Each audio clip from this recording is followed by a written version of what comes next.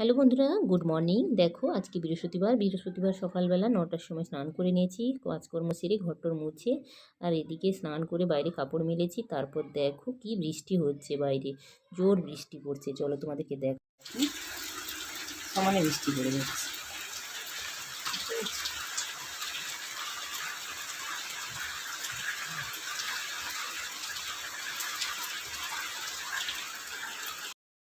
বাইরে সমানে বৃষ্টি হয়ে যাচ্ছে আর ভেতরে ঠান্ডা। কি বলবো, এটা যে কি কালে মানে এসে পড়েছি আমরা, শীতকাল না বর্ষাকাল বুঝে উঠতে পারছি না।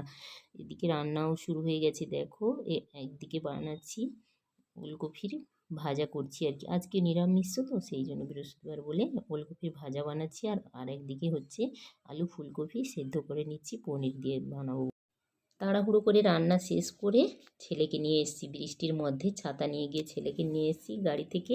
তারপর দেখো সবাইকে খেতে দিয়ে দিচ্ছি। আজকে না ছেলেরা কেউই স্নান করেনি।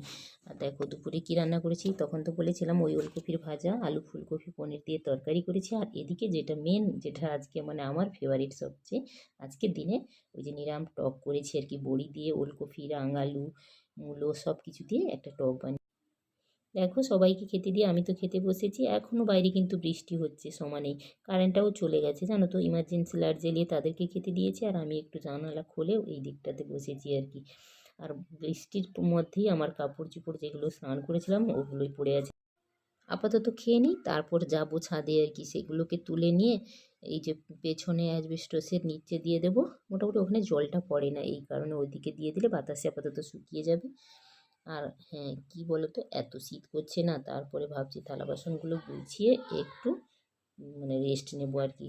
কারণ এই সময় তো আর কিছু কাজও করার নেই, এত ওয়েদার খারাপ। তোমাদের ওদিকে কেমন ওয়েদার অবশ্যই আমাকে জানিও। টাটা।